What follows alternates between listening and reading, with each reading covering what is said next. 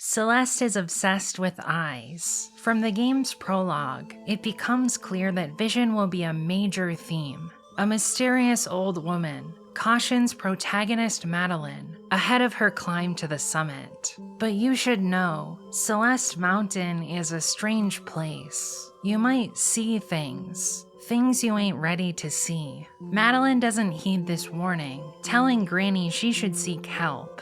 However, Granny is more right than Madeline knows, as before she reaches the summit, she will have to confront strange visions and understand what the mountain is trying to tell her. Chapter 2 is where Celeste reveals what Granny meant, as Madeline has her first series of supernatural visions. After falling asleep and waking in the night, Madeline discovers a mirror. However, this mirror doesn't display her appearance literally, instead showing a dark reflection. Her clothes are darker, her hair is purple, and her eyes glow red in the darkness. It's almost as if a demon has taken control of her reflection. To Madeline's horror, the warped visage reaches out of the mirror and shatters it, escaping into the physical world. Her reflection has escaped the mirror and is now able to affect the space outside Madeline's mind. Madeline shrugs this off and continues to explore, but unintentionally finds the doppelganger.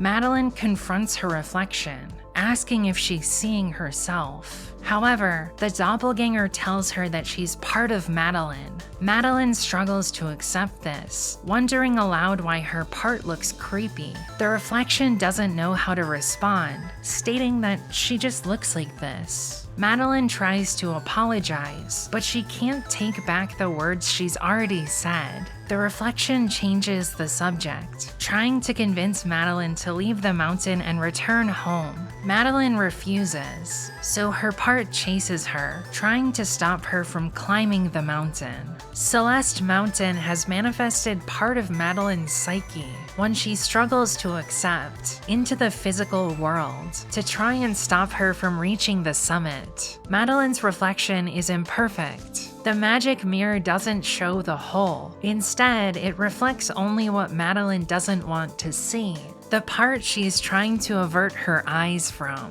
The thing that might stop Madeline from summiting the mountain is herself, who she sees when she looks in the mirror. This sequence makes it pretty clear why Celeste is fixated on vision. It depicts the horror of looking in the mirror and not liking what you see.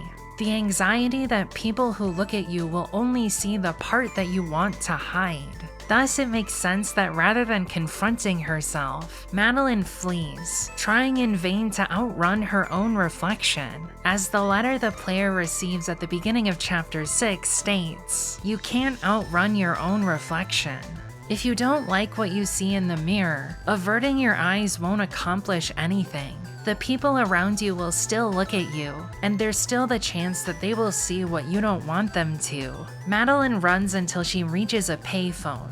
It rings and she finds her ex, who she hasn't spoken to in months, on the other end of the line. Madeline tries to explain what's happening, only to realize that it doesn't make sense. She determines that she must be dreaming, which causes the phone to transform into a monster with 6 eyes, who eats Madeline, causing her to wake up. The eyes that watch her have consumed Madeline, causing her to open her eyes in the real world. The mountain has given Madeline a nightmare, but as we will see shortly, it occurring entirely in her head doesn't make what happened any less real. Madeline's reflection did actually escape into the physical world. Madeline just isn't ready to know that yet. At the end of Chapter 2, Madeline meets Theo, who suggests they take a selfie together. He takes one and realizes Madeline looks afraid, so he says he won't post it online. Madeline responds by reassuring him that it's okay if he does, because she's just not photogenic.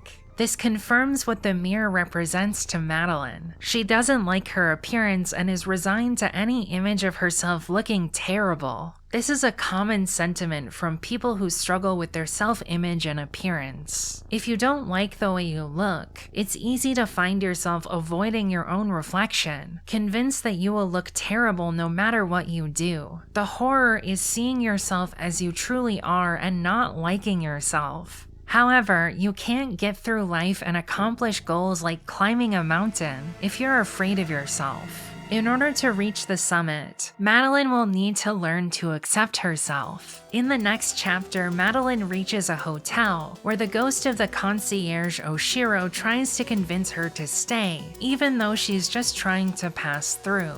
Madeline tries to help Oshiro by cleaning his hotel of toxic corruption, but he refuses to listen to her as he's in a form of denial himself, unable to see the hazards around him, likely because he's a ghost. Oshiro keeps insisting Madeline stay and refusing to take no for an answer. When Madeline needs her the most, her part escapes from a mirror yet again and angrily yells at Oshiro because he won't listen to Madeline. Madeline's part calls him a loser, says his hotel is a dump, and that nobody would want to stay at it. Then she crashes into the ceiling, creating a hole in the roof so that Madeline can escape.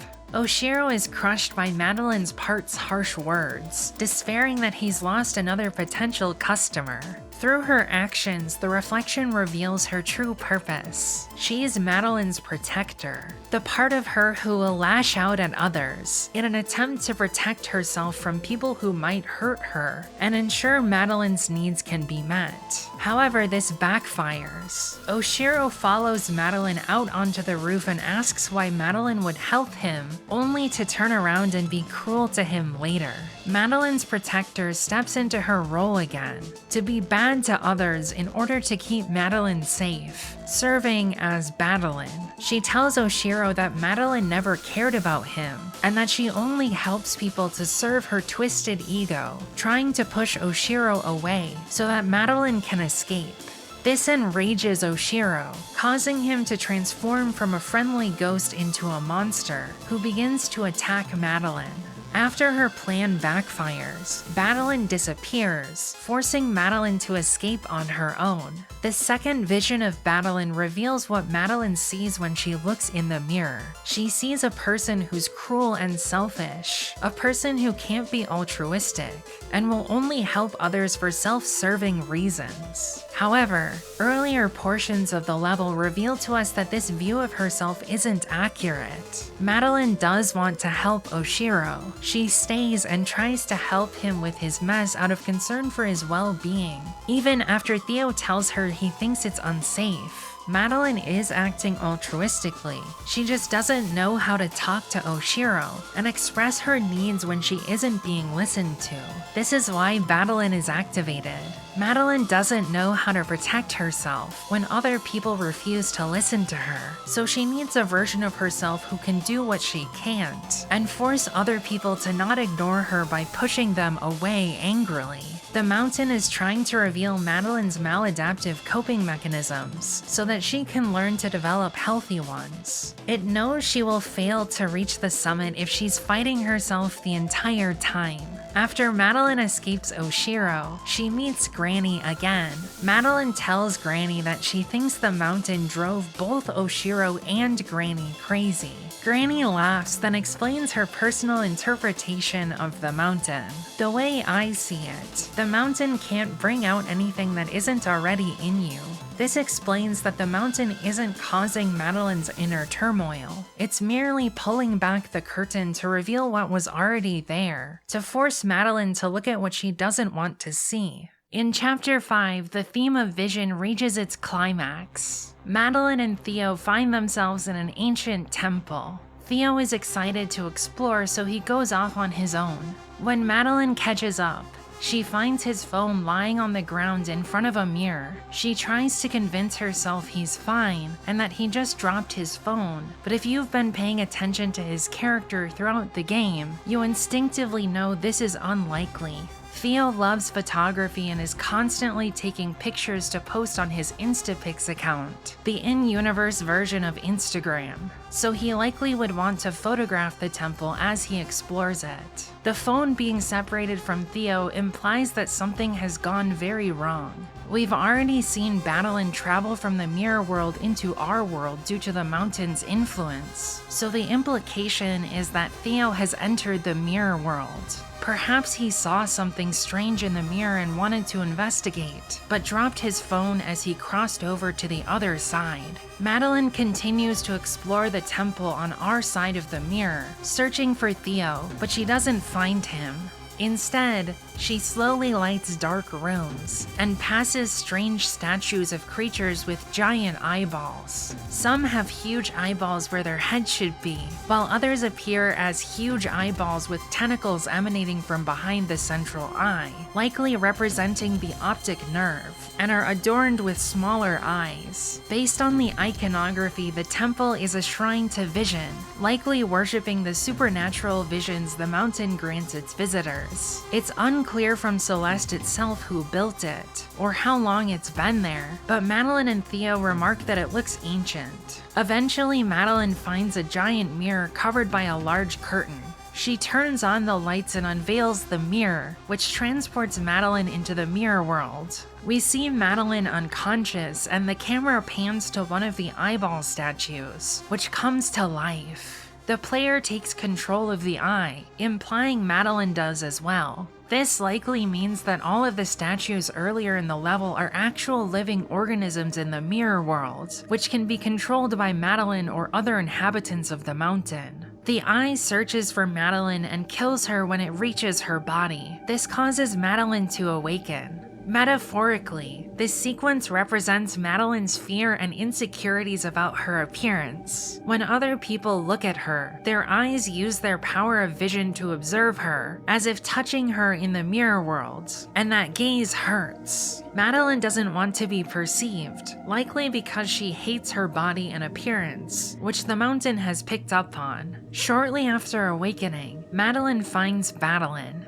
Madeline still thinks that Madeline is responsible for what's happening, but Madeline explains that she's wrong. The eye monsters are manifestations of what's going on in her head. The mountain is merely responding to what was already there, the temple magnifying its power. Madeline makes a comment that's extremely revealing. Don't like what you see? What a surprise. With this comment, Madeline is sarcastically pointing out Madeline's insecurities. It makes sense that Madeline wouldn't want to see what's inside her head because she doesn't like herself, which is the entire reason the mountain is able to manifest her fears into the physical world. Madeline is subconsciously controlling the eyes that chase her, forcing herself to look at the parts she doesn't want to see. Throughout the rest of the level, Madeline is chased by the eyes that constantly look at her, seeing right through her, observing every flaw she thinks she has. Even the walls have eyes that track Madeline and Theo as they try to escape. If Madeline jumps on top of an eye monster, this makes its eyes close temporarily, allowing her to escape temporarily unseen, until the eyes open again and resume their chase. This is painful and horrifying, especially for Madeline. Madeline eventually finds Theo, who is trapped in a transparent crystal. She carries him to the end of the temple where they find a giant eyeball that starts distorting Madeline's vision until she uses the crystal to destroy it, freeing Madeline and Theo from the temple and the gaze of the mountain's watchers. During the portion of the level where Madeline is chased by eyes, the music features the only lyrics in the entire soundtrack. However, because Madeline and Theo are in the mirror, the music from earlier in the level plays in reverse. Thus, the lyrics that are added to this portion of the track are also reversed. If we reverse the audio and apply some frequency filters, we can hear the whispers of composer Lena Raine.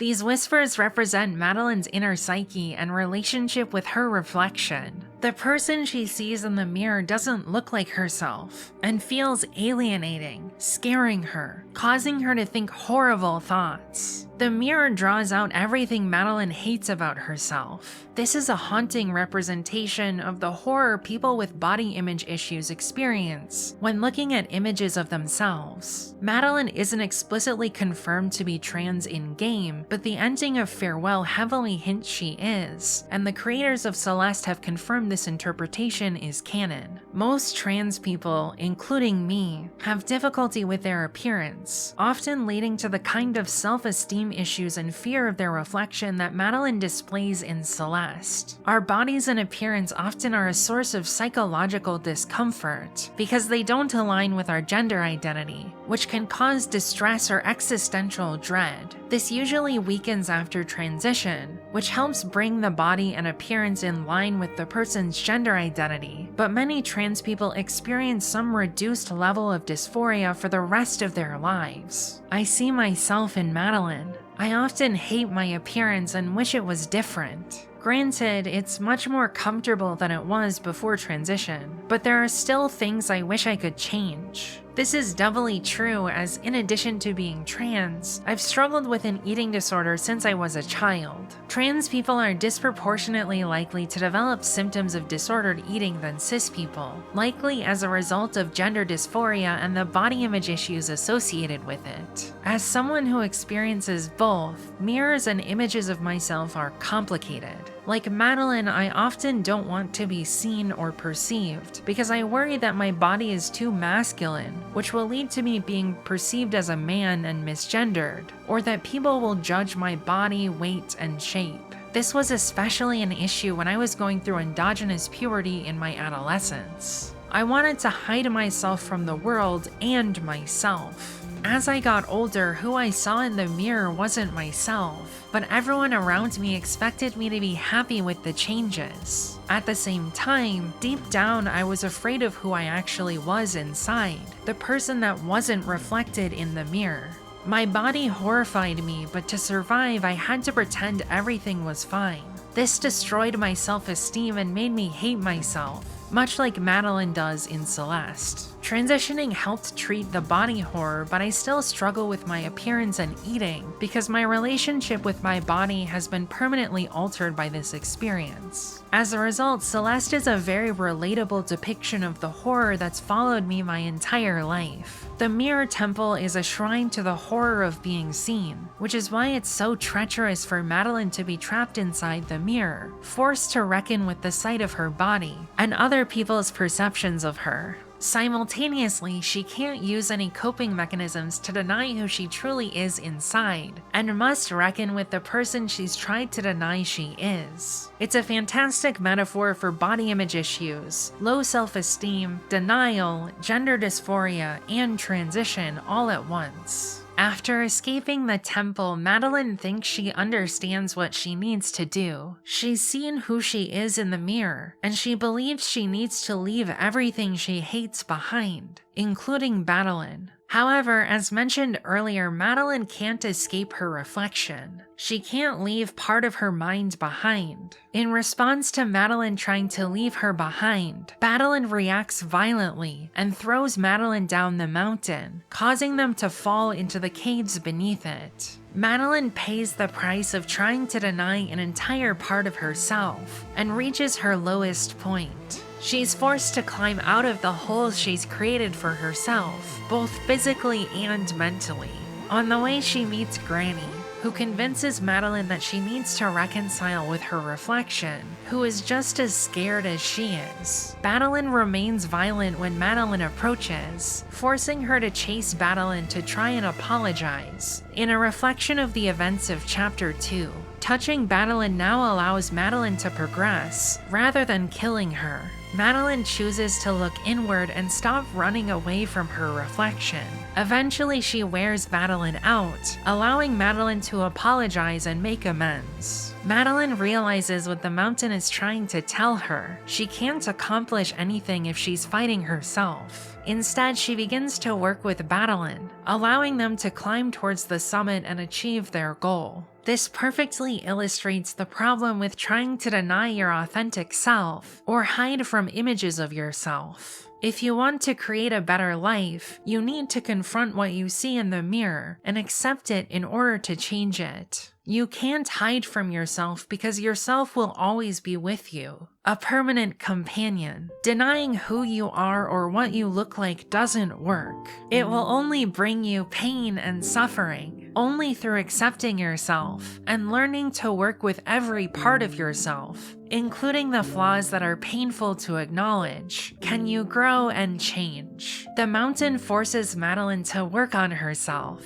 which provides her with the skills required to overcome her self-loathing. After accepting Madeline feels much more comfortable being seen by Theo and Granny, which shows that she's making progress towards overcoming her fears and self-esteem problems. Ironically, being seen by the mountain is exactly what Madeline needed, even if the experience was horrifying. This teaches us that even though it may be scary to be seen, sometimes we can gain valuable connection and insight from being observed by people who care about us, like Theo, Granny, or Celeste Mountain. If you try to hide from the world, you will be alone and afraid your entire life. But if you let other people truly see who you are, then you have a chance to feel comfort and acceptance. You don't have to take on the entire world alone, and you don't have to fight yourself anymore. You can be your true self without struggle. Celeste makes me feel deeply seen, and not in a horrifying way. It makes me feel seen through the kind eyes of a friend, reflecting back the good and bad non-judgmentally to help me see myself more gently. Maybe it can help you see yourself better too.